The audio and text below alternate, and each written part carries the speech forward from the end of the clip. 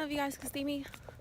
So I'm walking over to my interview. I went to the auditorium because that's where our pageant is, to put my stuff up. And now I'm walking over here so we can get to the interview room.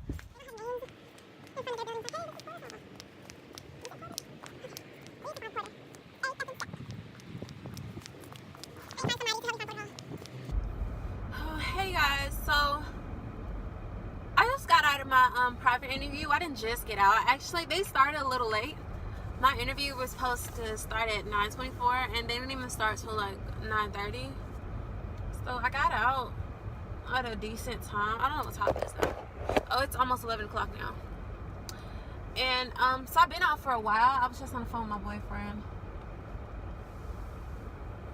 But what else? Oh, this parking lot, they're really packing it out. I need to park somewhere close, but not too close, she did. But this is the blue dress I wore to my interview. Somebody stole my parking spot. I had to leave and go get bobby pins. And that is where I fucked up. There's absolutely no parking spots. But I really I think I did good on my interview. I'm gonna be honest. It was just little stuff, like more eye contact, I felt like was a concern of mine. And I felt like we had 6 judges. It was like conference style. Like we had 6 judges sitting at a table in front of us, and we stood at a podium and talked to them. And they were asking me questions about my platform and my community service and just my resume in general. They were asking me questions about gun control. I just felt like my answers could have been better, but you know, it's over now. So I'm really trying to find a parking spot. Because it's like, oh my God, it's like none. Parking spots are non-existent right now. Because they have their Little Miss pageant going on right now at the schools. So all the little girls' parents are here. I just passed a parking spot. Oh, there goes one right there too. Oh, I don't want to. Alright, you guys, so this is my second face. And it is 5 o'clock. I've been here since 9 o'clock. My makeup artist just left. She just came to touch me up. Ebony is the daughter of Miss Shaquina Duran. Ebony is a sophomore at Middle Georgia State University, majoring in business administration with a future major in fashion marketing.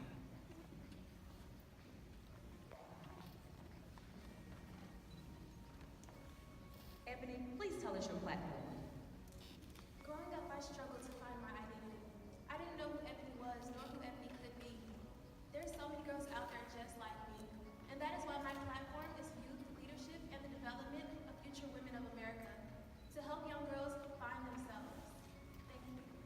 Let's rip the whole thing off. Yeah, I'm frustrated. Okay, so I participated in the Macon Miss Cherry Blossom pageant.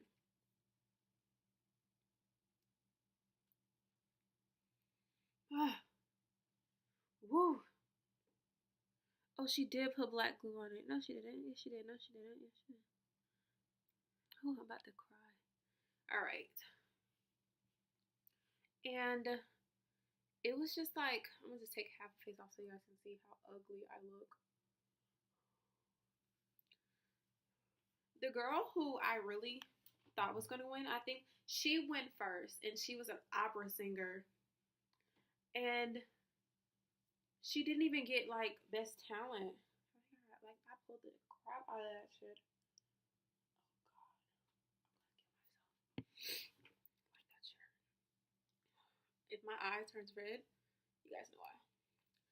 But she was an opera singer, and when I tell you she was amazing, she didn't even get best talent. So I recorded, well, my mother recorded a little bit for me while I was on stage and stuff like that. So I'm going to be adding clips here and there. I'm going to be adding my talent. My talent was speed painting with glitter, and I painted Marilyn Monroe. So let's just get into the next. Once the girls actually got there, I made sure I kept my stuff in like one little spot. It seemed like all the girls wanted to be on one because we had on both sides of the theater, on opposite sides of the theater, there were two dressing rooms. But it seems like everybody wanted to be in the same dressing room for some strange reason. So I have my leave for 2 seconds. The girls start coming in around 5. I leave for 2 seconds. I come back and I'm sitting in a chair next to my. First of all, somebody's sitting in my chair. I got only child syndrome really bad. I don't like people touching my shit. First of all, somebody's sitting in my chair. And then, okay, I'm like, oh, forget it. It's a million and one chairs out here. I'll just pull up another one. And then one girl comes in and she like, my bags are around my little area. I guess she was trying to make my area her area.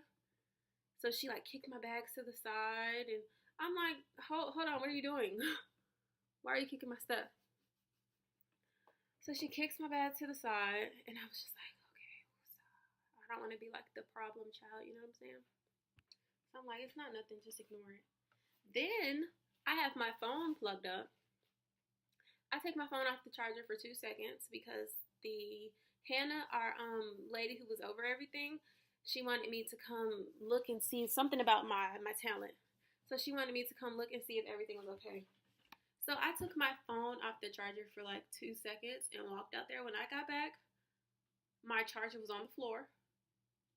And the same girl who kicked my stuff had her had her hair curlers where my charger was. And my charger was just sitting on the floor. Like not even enough to like, if you need it, I understand that. It's a simple fact that you threw it on the floor. When it's not like my charger was anywhere near the floor. My charger was in a port on the wall. So you threw it on the floor. So I'm alright. I'm like, okay. I go to the other dressing room on the other side. I said, let me get my stuff. Because I swear. And she's like, all in my area. And I'm like, girl, it is 7 seats in here. And another girl was just like, well, we're going to be on top of each other. No, we don't have to be on top of each other. It's 2 dressing rooms. And is enough room for everybody to have their personal space. It is. I don't like people touching my stuff. So she has her stuff like spread. She has her hot curling iron next to my water bottle or something like that. And when I say that blew me, because it's just like, why would you put a hot curling iron like literally this close to each other? But that didn't matter. So I moved my stuff to the other side. Boom. So first we do our opening number. And everything was good with that. Then we do our on-stage question in the same opening number outfit. In our opening number outfit, we do our on-stage question. Everything was okay with that. I'm trying to like get comfortable this year. Everything was okay with that. I'm supposed to be taking off my makeup for the most part. But my question was okay. I try to keep it sweet and simple. When everybody gets off stage, oh, you did so good, blah, blah, blah, blah, blah. Okay. So when talent comes around, talent is worth 40%. Okay, you win talent. Talent is now worth 40%. Our interview was worth 20. Our on-stage question, I think, was like 15. And our evening gown / platform statement was like 25. I think that adds up. I don't know. I'm just guesstimating right now because I really don't feel like thinking. My brain is like overworked. And my Starbucks has worn off by now. So the girl who went before me, I was number 3. I was contestant number 3. The girl who went before me, contestant number, well, she was 2 before me. The girl who went before me, contestant number 1 and 2. When I say they were amazing, she sung, contestant number 1 sung opera. And it was her first pageant. But when I tell you, she got on that stage and it was like, oh, and she was hitting those high notes like it was nothing. I was like, oh my jaws dropped. Like it was like standing ovation. She didn't even win talent. And I was so surprised. I was extremely disappointed because it's just like, how do you have and it's just raw talent. She said she really doesn't sing like that. She was just doing the pageant because that's what her grandmother wanted her to do. But when I tell you, my jaw dropped because I'm like, oh my God, this girl is amazing. And she doesn't even get talent. The girl who did get talent was the girl who won the competition. And I don't even know her name. I think it was Livy. All I know, she's contestant number 4. She was right after me. I really did not get her name. I remember one name. I remember Kirsten. I remember I suck. I remember Kirsten, Hannah, and Sarah. That's about it. But so for the most part, I was just disappointed. I'm just saying in general. I wasn't disappointed so much that I didn't win anything. I was more so disappointed at the girls that I felt and everybody felt should have won. And I was also disappointed at the fact that it was grown women competing. And don't get me wrong, I'm not trying to, bash anybody or anything. But my thing is, the Miss America, this is under the Miss America organization. The Miss America organization is scholarship based. Why are girls that are already in their careers winning? And the girl who won, she was a sweet girl. She was a sweet personality. But my thing was, it was just like she was a middle school teacher. She was already in her career. And she didn't win the pageant. She won second place, which means that she got scholarships, and that was it. It was like third place, third and second place got scholarships. First place got scholarships, $500 to donate to whatever school they wanted to, and they got to go on to compete to be Miss Georgia. If you're 25 years old, the only thing that can benefit you not 25, I don't know how old she was. I don't know why I just said that. If you're already in your career, because it was about 3 women. One woman was in marketing at some company. And I'm like, you're competing with, and it was a wide range. It was high schoolers, seniors. It was like about 3 or 4 high schoolers, 5 or so college students like me, and the rest were grown ass women. And I would understand if it was grown women that were competing in the Miss USA, because that's more, trying to get yourself out there. But Miss America is scholarship based. So the only thing that can benefit you from being Miss America is titles and publicity, because you are already in your career. And don't get me wrong, unless you're trying to go back to school, which 9 times out of 10, the girls who were already in their career lived hella far. So, I mean, maybe I'm just ignorant towards the situation, which it's probably going to come off like that, but that's just how I feel about it. I just feel like, it was just very odd to me.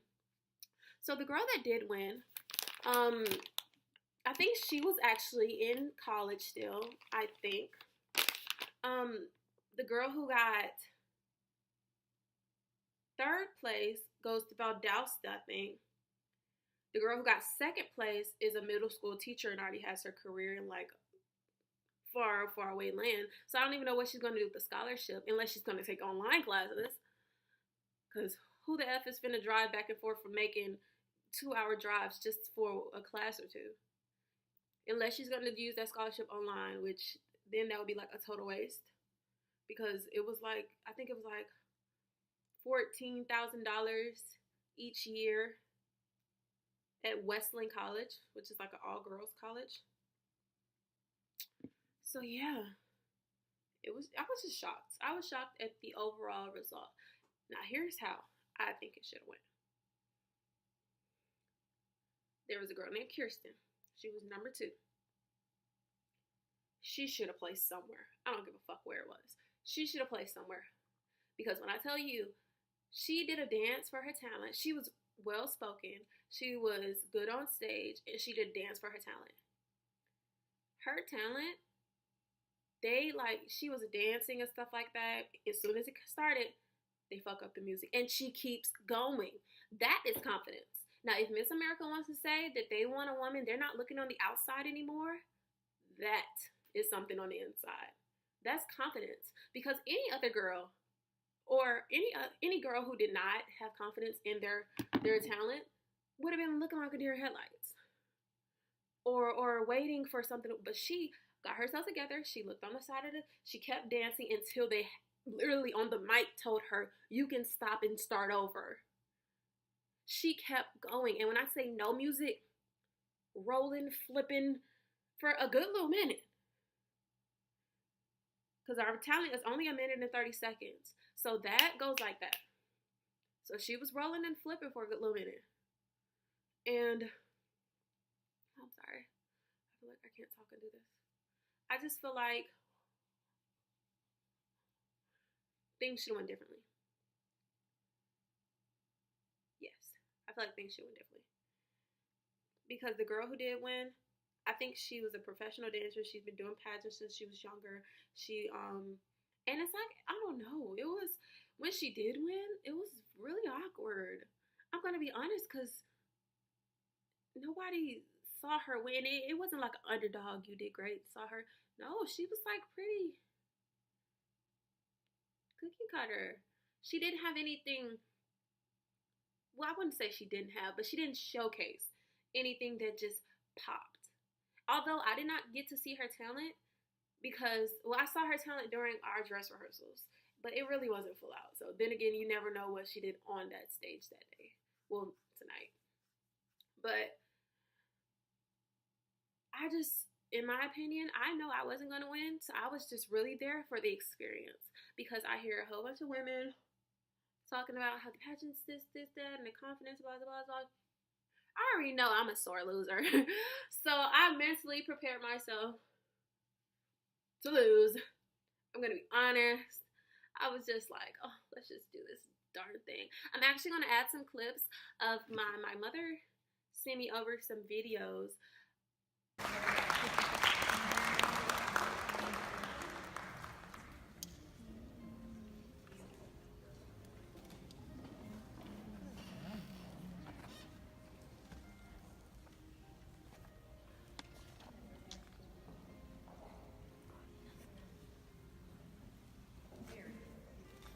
Our first runner-up will serve as the Cherry Blossom Festival Princess and will be given the title of Miss Cherry Blossom Macon if for any reason Miss Cherry Blossom cannot fulfill her duties. She will also be awarded a $15,000 scholarship each year for 4 years to Wesleyan College. Our first runner-up is contestant number 5, Miss Lindsay.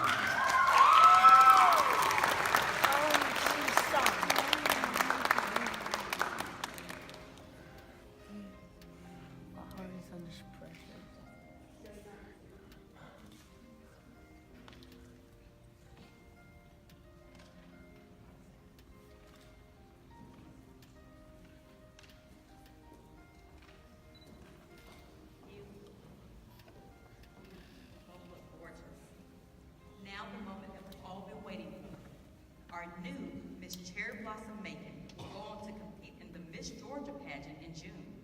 She will be awarded a $500 scholarship to the school of her choice from the Cherry Blossom Festival and a $16,000 scholarship each year for 4 years to Wesleyan College.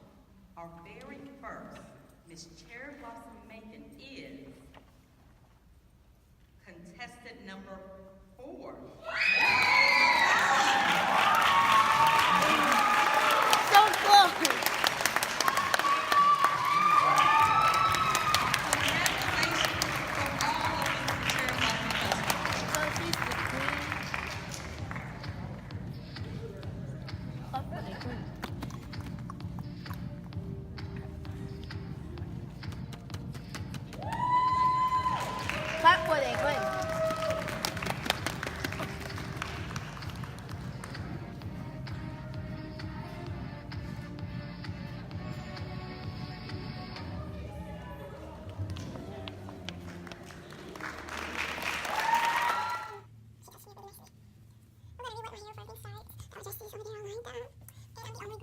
People just